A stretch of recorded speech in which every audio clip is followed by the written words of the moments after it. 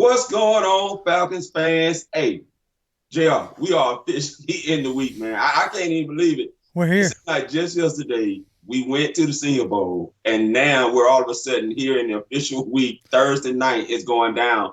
What's Dude, going on, man? this is like, in a way, this time has flown by, but it's also been dragging. Yeah, I can't think of another year where I've put this much work into researching prospects. Like, I would, before, I would identify who I thought might be available in our range, depending on the picks in the rounds, and just kind of hone it that way. But this year, with the way we've been trying to cover it, and B, with the way this draft has laid out, yeah, it's so wide open that I mean, you got to like at least know a little bit of everybody. yeah, that's true. Hey, look, y'all, we got some bold takes going on tonight. I'm telling you, we probably gonna make some of you guys upset with these bold takes. It might make us upset if it happens. You But know, before we get started on that, if y'all have not subscribed to this channel, please do so. And Thursday night is getting ready to go down. Friday and Saturday that's right. after the draft on Saturday. So we will be going live both Friday, Thursday, and Friday during the draft. But on Saturday it'll be after the draft. Right. And then also, the last video we did, we kind of alluded to it. I've already announced it on Twitter. If y'all don't follow me on Twitter or Toby, like, follow us there for sure. But we are running a draft contest. What we're asking for is the correct pick for the first round and the second round. They're two separate contests. The first round nets you a $50 Visa gift card that you can use to buy a nifty draft hat or fill up your tank with gas. I ain't gonna judge you. You do what you got to do. And then the second play or the second round, if you get those picks right, or we got this koozie right here. I'm trying to get the there it is. Yep, there it There we go. is. There we go. So I got that koozie that I will mail to you. And all you got to do is email your answers to pound4pound@gmail.com. That's POUND, the number 4, POUND ATL @gmail.com. All spelled out. So just email me your answers, and we'll get you logged, and whoever gets it right, that will be the person who receives the gift card and the koozie, Right on. respectively. So, all right, let's get into these bold takes, Toby, because like we did bold takes at the beginning of the offseason. We did one for the offense and one for the defense. Had a lot of fun with them, and I figured the week of the draft it would be a good time to, all right, no more like all the chips on the table, so to speak. Yeah. What are some bold takes? So you're up on deck first. Now what we're doing, this is a descending order. So we've got 5 bold takes, and the number 1 take being the hottest. Okay, so Toby D's up first with our bold take number 5. The Falcons will draft 2 Georgia Bulldogs in this draft. Why is this a bold take, Toby? Well, I'm gonna tell you, man, it's been something that the Falcons fans have been clamoring for. It seems like we never draft any Georgia Bulldogs under the old regime, and this time, Jr., you've seen the theme this year. They have been bringing guys home that have been from Georgia. This Casey has Hayward, been a yeah, homecoming year. It's yes, it has. AJ Terrell, you already know, has already been here. That was signed as a rookie for the Atlanta Falcons. But you brought Lorenzo Carter, a former Georgia Bulldog that's been in the league for a minute. And I do believe that the Falcons will add not one, but no two. 2 more Georgia Bulldogs to add with the Atlanta Falcons somewhere in this All draft right. to So, do go you with have Lorenzo 2 Carter. preferred Bulldogs that you would like to see them add? Oh, yeah, of course. What you got? My preferred ones is Devontae Wyatt, which we probably won't be able to get, or George Pickens, which Okay. is a realistic option in the second round with the first pick at 43 for the Atlanta Falcons if he's there. So, yeah, that I do see the Falcons could continue that theme and add to Lorenzo Carter with the Atlanta Falcons bringing two former Georgia Bulldogs to the Atlanta Falcons. Now, the 2 Bulldogs that came to my mind, you got one of them with Pickens. Yeah, Like if he's there at 43, I think you kind of got to take him in a sense. Yeah. But I would love to add James Cook to this Oh, backfield. Let him yeah. work in that offensive weapon role. I think he has some untapped potential running in between the tackles, but definitely his route running. James Cook would be Oh, one of wow. the Bulldogs that I would like. So that's a good prediction to start this with. So we're gonna go a little spicier this time around. All right, let's do it. This is my pick. Number 4, no edge rusher, like not taking an edge rusher before the 4th round. Oh, my goodness.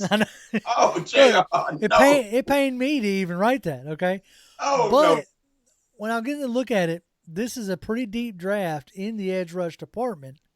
Wow. And like as the run up to the draft went, like you might be able to get a Majay Sanders in the 4th round, who in the early part of this we were thinking that he was a second round lock, and he still may go second, but Yeah. he's had some questioning things that pop up, and not just him, but you got D'Angelo Malone out of Western Kentucky who could probably grab in the 4th, and if you really depends on how the draft lays out, if you go, let's say Hamilton first, in the 1st round. Then if you decide that you're going to shore up your offense in the 2nd and 3rd rounds, you might not come back around to the defense until the 4th round. Ooh. Oh. I mean, that's all I'm trying to say. I think it's something that could happen. I see scenarios. I've done mocks where, like, I didn't get back around to the defense until the 4th round just because of who popped up, Like, Wow. in the 3rd round, are you going to turn your nose up at Brees Hall if he was sitting there in the 3rd? Yeah, that's true. You know what I'm saying? It'd be hard to. Man. So, anyway, that was my bold take, number 4. What would you do if they didn't take one in the 4th? You know what? I wouldn't be too mad at it, to be honest with you, simply because the way this draft is set up with the edge rushers, I can see there could be some guys there. Anina David from Houston that our linebackers coach worked out while he was at Houston. Right. He could be an option as a pass rushing specialist for the Atlanta Falcons in the 4th or 5th round. So I wouldn't be mad there. There's some guys there in that 4th round that you could get that could make some hay for the Atlanta Falcons the first year. And also kind of take back on the comment that was made in the offseason about basically wanting to build around Ogundeji. Yeah. So if they feel like that between adding Carter and having Ogundeji, they may not feel like it's as like pressing of a matter as we feel like it is. So there's that to always keep in mind there. Oh, right. Man, you better roll that 3rd one out. Bold take number 3. Come on, man. It's also one of mine. It says the Falcons will draft 2 Cincinnati players, and one of them as high as 8. Wow. Oh. I'm not saying I don't actually foresee them taking one at 8, but if they really love Desmond Ridder. Oh. I know. If they really love Desmond Ridder. But actually, I'm thinking that if it's Sauce Gardner, Gardner falls, I figured I'd mess with you about the Desmond Ridder thing. No, if Sauce Gardner falls to 8, like I think he's an Atlanta Falcon.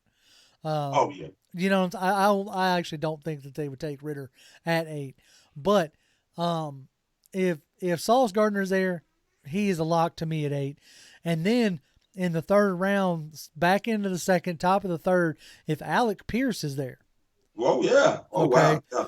I think that's a wide receiver that they could take. Big body guy, does a lot of things that Arthur Smith likes in his wide receivers, or that we perceive that he likes in his wide receivers. So he's a guy who I can see them taking. And there's also Jerome Ford. If Jerome Ford's still sitting there and they haven't taken it back, he's a guy that could intrigue them. And Kobe Bryant. If they decide not to take and Darren Beavers. So in a way, the spicy part of this is, one of them being picked at 8. And I think realistically the only one that's worth that pick is Sauce Gardner. If he falls, I could definitely see them take them. So what are your thoughts on that there, Tubby? Sauce is my guy, and I moved him all the way to number 4 on my board behind Kayvon Thibodeau. Right. So that tells you right there the type of talent this guy brings. I knew he would be a top 10 pick, and I said it would just be a matter of that combine to solidify it. And the combine did solidify it, and I think he will go in the top 10, and he could very well be there for the Atlanta Falcons at number 8 if he don't go with the Jets at number 4. So that'll be interesting. I think the Texans or the Jets are a realistic landing spot for Gardner. But if he's sitting there, I figured that's the guy I would take, and I figured I'd raise everybody's blood pressure by starting with Desmond Ridder. I mean, I saw you all like you rising up like, dude. Yeah, you got me a little bit more settled than what I was when you was talking about Desmond Ridder. A lot of people know on the live show I kind of was, he was like bland potato salad. But, hey, if they choose the bland potato salad, then let's go for it. Right. We'll do what we got to do, right? Yeah. All right, bold take number 2. This on you right here, big guy. Oh, yeah, baby. The Falcons will draft 3, not 1, not 2, but 3 wide receivers in this draft. That's pretty, man. I could see some folks losing their mind. Oh, boy. But you know what? Look, BPA, and with the way how deep this wide receivers class is, might be easy to take 3 guys that are sitting there on your board at BPA. And I do believe, you look at this wide receiver room, JR, it does not look appeasing to the eyes. No, it doesn't. You also got to think, we had the reports that Terry was going to be aggressive in acquiring a wide receiver. We spoke briefly, the last video did, about, Deebo Samuel. But for anybody who wants to discount this bold take, you have to remember, like, we were in on Jarvis Landry. Yeah. We were reportedly in on Devontae Parker. Yep. So they are wanting to upgrade that wide receiver room. Man. Yeah. And now it's being hinted out we could possibly be on Kadarius Toney out of the Giants. So, right. Yeah. So, it's a strong possibility that we could end up drafting 3 wide receivers if nothing else pans out. I mean, like you said, right now our wide receiver 1 is Olamide Zaccheaus. Yeah. Or Auden Tate. Bird. Or Bird. Yeah, Damiere Byrd. Yeah. Like, the fact that we can't even point to one, like, makes this not super bold. Well, it is super bold because I think everybody would lose their minds after drafting a tight end at number 4 last year. You come back to what is perceived to be a defensive heavy draft and load up on wide receivers. Yeah, I think you'd have the vast majority of people looking at Atlanta and Terry like they're crazy. So, all right. Drum roll, please. The number 1 bold take that I come up with, so y'all can blame me for this one, that I come up with is that Grady Jarrett and or Deion Jones gets traded during the draft. Like, there was I don't know where the article came from, but there was a quote from from Grady talking about, like, time will tell, as far as his contract situation. So I really feel like, and I've been singing this all off season, one of my bold predictions was that they were going to release Grady. Obviously that didn't happen, but I just get this gut feeling that Grady's not happy here anymore. Whether it's the scheme, whether it's the coaches, I don't know. But I just get this distinct feeling that Grady Jones wants to test the free agent market. And if he wants to test a free agent market, and if Atlanta's like, look, you're already kind of like supposedly not a scheme fit, as Arthur said in the owners' meetings, then you would be better served pulling a Belichick and getting something out of him before just letting him walk away. Right. Like, now I know nowadays you got compensatory picks, but if Foye signing that big contract, if Lorenzo Carter's like one step above veteran minimum is enough to offset that, then I don't think you should be betting on compensatory picks at all. Right. Right. So I could see them on draft day, dealing Grady and then dealing Dion for like pennies, in a Yeah. sense, like a seventh. Yeah. Like Yeah. you'd be dealing Dion just to get the number off your books, just to Right. get the cap, free up the cap space. So I don't expect much of a return from Dion. But I wouldn't be surprised if like you got a future second round pick for Grady or something like that. Yeah. So Yeah. I truly believe that right now, despite what we think about Deion Jones, you look at Deion Jones in this LB class, I put Deion Jones up there. oh yeah. If he was coming out in this draft, he would definitely be a top 3 linebacker in this class. And Grady Jarrett, I would argue he could be the number 1 right now defensive tackle in this draft. And so that would be perfect. I can see somebody like the Texans that would be in love with taking a 3-tech like Grady Jarrett to fit in that 4-3 scheme that Lovie Smith likes to run over there with the Texans. And he would eat up all day because you have to have one of those guys in Yeah. that type of scheme. I could easily see the Texans taking both Yeah. Grady and Dion. Yeah. Like they could use, that Lovey running that Tampa too, Yeah. that deep middle field linebacker. Because Dion, I think at the end of the day, I think he would want to go back to being a Mike linebacker, and I just don't see DMPs giving him that back. Yeah. Because if that was the case, he wouldn't have taken it away from him to begin with. Right. There was obviously something about Dion's play that Pease wanted somebody else calling the shots. Yeah. And I don't think you would have brought in Rashaan Evans if you were willing to give him back the mic. Yeah. Yeah. Well, I'll tell you what, man, if any of these bold takes take place between Thursday and Saturday night, I would much prefer that is the Georgia Bulldogs taking two of those in this draft. For sure. I think that would make a lot of fans happy. But they may not be happy if we're not going to take a pass rush until the 4th round, or we're going to take 3 wide receivers in this draft. Yeah, I think people might like. I've always felt like when you get extra picks, like extra in the second and extra in the third, yeah, like those are freebies in a sense. Yeah, and you take whoever you want there, and as long as it's within like value reason.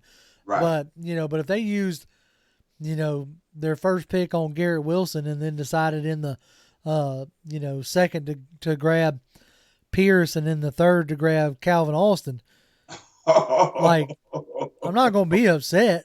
Yeah. I know a lot of people are going to lose their minds, but I could see that kind of dynamic working out, Yeah. Yeah. Well, man, that was fun. That was a good, good little bold takes there. Good little primer again for this draft week. We appreciate all y'all who stuck with us this week, and we really hope that y'all join us on Thursday, Friday, and Saturday. Yes, we're going to do what we can to put on a good show, obviously, and have some fun, talking about this what unfolds. Yeah. As always, Falcons fans, you can follow me on Twitter. I'm at Grim1128, GRIMM1128. Toby? Hey, Toby D 1991. And remember, folks, send in your guesses, your predictions for the first and the second round to pound for pound at ATL at gmail.com. That's pound for pound ATL at gmail.com. All of it spelled out except for the number 4. So send in your submissions so you can win the gift card or the koozie. And as always, Falcons fans, rise up. Rise up.